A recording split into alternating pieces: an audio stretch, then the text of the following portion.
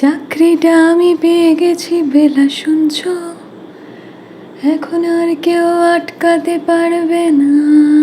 যা, লাইটিং এর সেটআপটাও ভুলে গেছি, সর্বনাশ করেছে। এই ভিডিওটা পোস্ট করার জন্য মোটামুটি 2 বছর ধরে অপেক্ষা করে আছি। আমি ভিডিও করা শুরু করেছিলাম 4 জুন 2023-এ, যখন আমি ISWBM নামক একটা কলেজে MBA-এর মতো একটা কোর্সে ভর্তি হয়েছিলাম। দেখতে চেয়েছিলাম 2 বছর পরে আমার মান সম্মানটা একেবারে ওই গঙ্গার তলায় ডুবে যায় নাকি বেঁচে পড়তে থাকে। আজকে যে ভিডিওটা আমি শ্যুট করছি, আজকে হচ্ছে 7 জুন 2025। এই 2 বছরে আমার ইউটিউবের জার্নিটা এত ফাস্ট গ্রো করেছে না, ইউটিউব চ্যানেলটাও, সাবস্ক্রাইবারও, ফলোয়ারও, যে কোথায় আমি মুখ লুকাবো আমি সেটাই খুঁজে পাচ্ছি না। তাই নিজেকে ইউটিউবার কিংবা কন্টেন্ট ক্রিয়েটার বললাম না, তার চেয়ে বরং আমি কর্পোরেট মজদুর। কিন্তু বিষয়টা হচ্ছে যে আমি তো MBA স্টুডেন্ট ছিলাম, কিন্তু 2 বছর হয়ে গেছে। এবার তো লোকেও জিজ্ঞেস করছে, ভাই চাকরিটা পেলে? এইটা নিয়েই আজকে কথা বলবো যে ভাই চাকরিটা পেলে। ওকে, মেন টপিকে যাওয়ার আগে বলে রাখি, নমস্কার, আমি সৃজনী আর ওয়েলকাম টু ওমেনিয়া। হ্যাঁ, মানে তবুও একবার সাবস্ক্রাইব করতে বলছি আর কি। জানি একটু ইরেগুলার হয়ে গেছে, কিন্তু আমি আবার ফর্মে ফেরার চেষ্টা করছি। তো বিষয়টা হচ্ছে যে আমি আজকে বেশ কয়েকটা টপিক নিয়ে কথা বলবো। তার মধ্যে প্রথম হচ্ছে যে হ্যাঁ, আদৌ চাকরি পেয়েছি কি না।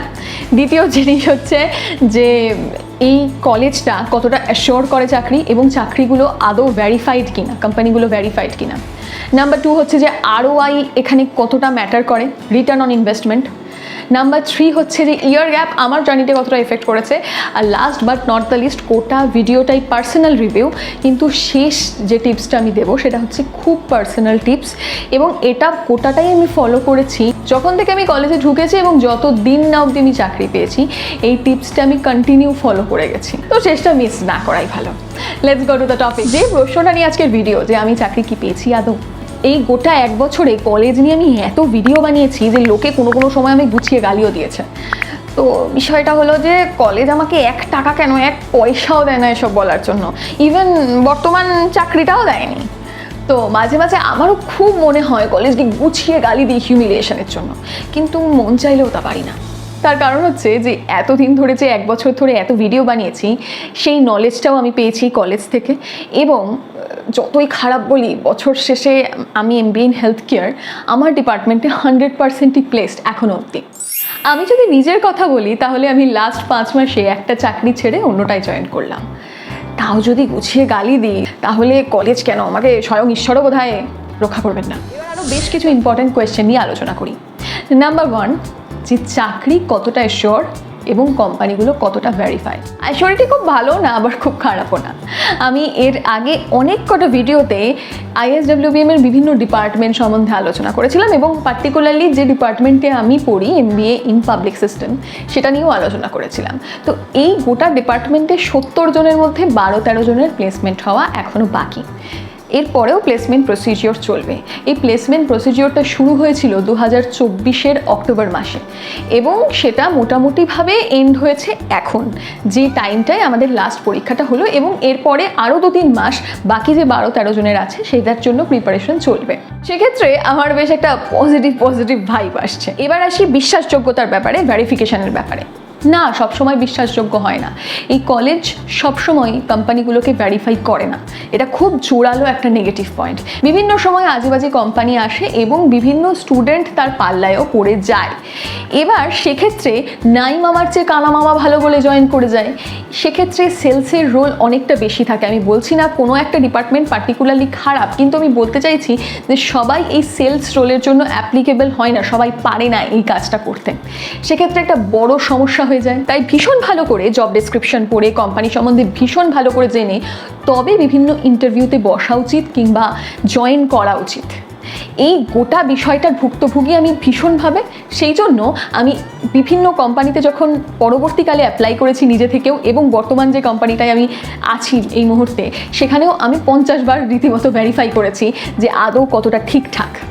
কিন্তু এত ভেরিফিকেশনের পরেও নানা রকম সমস্যা আসতে পারে। তাই সমুদ্রে হাবুডুবু খেয়ে চাকরিতে ঢোকার পরে বস, সমস্ত দায়িত্বটা তোমার নিজেরই, সে তোমার যতই সমস্যা হোক। পরের প্রশ্ন হচ্ছে যে ROI-টা আসলে মেনটেন করা হয় কি হয় না। লাখখানেক টাকা মতো যদি এই পড়াশোনার খাতে ইনভেস্ট করা হয়, সেটা বেশ বড়সড় ইনভেস্টমেন্ট এখনও মধ্যবিত্ত বাড়িতে। বিষয়টা যদি 5-6 লাখের কাছাকাছি চলে যায় তাহলে তো চুল ধরে টেনে ছিঁড়ে ফেলতে ইচ্ছা করবে। কিন্তু MBA এর খরচটা সবসময় বেশ অনেকটা হাই।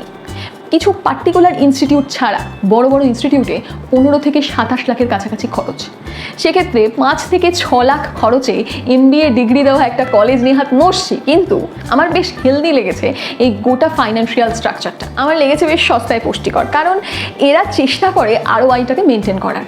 আমি যতই বলি না কেন যে কলেজ প্লেসমেন্ট দিতে পারছে কিংবা পারছে না, ROI এর কাছাকাছি একটা প্যাকেজ দেওয়ার চেষ্টা করে। কিছু কিছু ক্ষেত্রে তার চেয়ে অনেকটাও বেশি হয়ে যায়, সেক্ষেত্রে সেটা কলকাতার বাইরে লোকেশন হয়।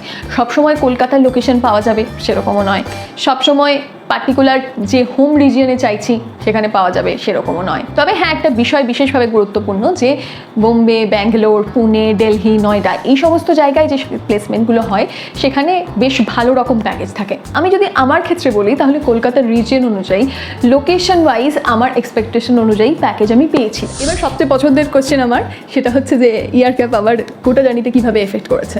বিষয়টা হচ্ছে যে আমি প্রথমেই বললাম যে আমি 2 বছর আগে এই ভিডিও করা শুরু করেছিলাম এটাই দেখার জন্য যে 2 বছর পরে আমি কতটা ইমপ্রুভ করতে পারি নিজেকে।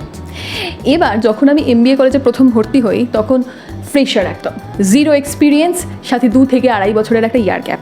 যারাই শুনেছিল তারাই বলেছিল একটু টাফ হবে। একটু নয়, বেশ ভালো রকম টাফ হয়েছিল। আর টাফ হবে জেনেই আমার মতো মধ্যবিত্ত ফাঁকিবাজ স্টুডেন্ট কিছুটা করে এফার্ট দিতে শুরু করতে 80 to 90% এফার্ট দিয়েছিল। কিন্তু কলেজে ঢোকার পর আমি বুঝতে পারি যে তোমার কাছে এক্সপিরিয়েন্স থাকুক বা না থাকুক, নিজের এফার্ট যথেষ্ট ইম্পর্ট্যান্ট। এবার বিষয়টা হচ্ছে যে আমি যদি আমার এফার্ট আর কলেজের এফার্টকে পার্সেন্টেজে তুলনা করি তাহলে হয় 70% নিজের এফার্ট আর 30% কলেজ কা কামাল। হ্যাঁ, এবার কলেজে মাতব্বরি করতে যে পরিমাণ এক্সপোজার আমি পেয়েছিলাম, হ্যাটস অফ টু দ্যাট। কারণ আমি কোনোদিনই খুব একটা টপার লেভেলের ম্যাটেরিয়াল নই, আমি খুব মিডিওকার ম্যাটেরিয়াল। কিন্তু যেটা আমি সাথে করেছিলাম, সিনিয়রদের আমি ভীষণ রকম জ্বালিয়েছি। সিনিয়রদের সাথে নানা রকম বিষয়ে কথা বলা, লিঙ্কডইনটাকে রীতিমতো ইনস্টা রিলস, ফেসবুক আর হোয়াটসঅ্যাপ ভেবে দিনের 90% সময় কাটানো, আর নিজেকে ওই কাঁঠালি কলা থেকে সর্বঘটের কাঁঠালি কলা বানানো, এরকম একটা মোটিভ নিয়ে এগিয়েছিলাম। অবশেষে মিশন সাকসেসফুল। কলকাতার মধ্যে মধ্যবিত্তের সংসার চালানোর মতো একখানা চাকরি আমি জোটাতে পেরেছি। অবশ্যই রিপোর্ট বলে সেটা নাকি one of the best health care brand in India, কিন্তু ওই অত বুঝি না। কলেজে একটা ভালো চাকরি দিয়েছিল কিন্তু ওই ভেরিফাই করেনি, সেক্ষেত্রে আমাকে বেশ বেগ পেতে হয়। চাকরিতে ঢোকার পরে আবার চাকরি ছেড়ে নতুন চাকরি খোঁজার যে জার্নি, সেখানেও আমি কলেজের প্রত্যেকটা জিনিসকে ভীষণভাবে কাজে লাগিয়েছি। সবচেয়ে ইম্পর্টেন্ট বোনাস টিপস, যেটার জন্য আমি প্রথম থেকে ওয়েট করিয়ে রেখেছি। অনেকেই আমাকে জিজ্ঞেস করে কলেজে প্লেসমেন্ট কেমন হয়, খুব একটা প্রপার উত্তর আমি দিতে পারি না। তার কারণ হচ্ছে প্রত্যেকের প্লেসমেন্ট জার্নিটা খুব ডিফারেন্ট হয়, একজন এক রকম অ্যাপ্রোচ নেয়। আমার অ্যাপ্রোচটা ছিল পার্সোনালি যে আমি সমস্ত রকমভাবে চেষ্টা করব, 100% এফর্ট দিয়ে ইন্টার্নশিপ খোঁজার চেষ্টা করব, জব খোঁজার চেষ্টা করব, প্রত্যেকটা সেমিস্টারে ঠিকঠাকভাবে পড়াশুনো করে ঠিকঠাক একটা রেজাল্ট মেনটেন করার চেষ্টা করব। যদি না পারি তাহলে আমার কলেজের প্লেসমেন্ট সেলের হেল্প লাগবে। কিন্তু কলেজের প্লেসমেন্ট সেলকে আমি প্রথম থেকেই বলে রেখেছিলাম যে আমি সম্পূর্ণভাবে তাদের ওপরই ডিপেন্ডেন্ট। সত্যি তাদের ওপরই ডিপেন্ডেন্ট ছিলাম আমি, কিন্তু নিজের দিক থেকে এফর্টটাও আমি 100% দিয়ে গেছি। কিন্তু সুখের কথা হচ্ছে যে ইন্টার্নশিপ আর প্রথম চাকরি দুটোই আমি আমার কলেজ থেকেই পেয়েছি।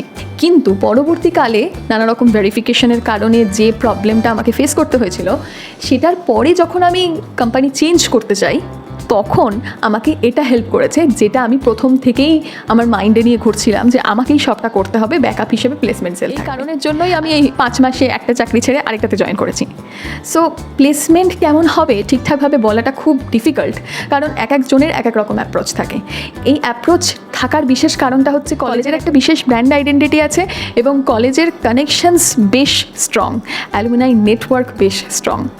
সেগুলোকে ঠিকঠাকভাবে যদি কাজে লাগানো যায় আর নিজেকে সমস্ত দিকে এক্সপোজার করা যায়, যেটা আমি বলছিলাম কাঁঠালি কলা থেকে সর্বঘটের কাঁঠালি কলা হওয়া, তাহলে বেশ কিছু দিক আরও ওপেন হতে শুরু করে ধীরে ধীরে।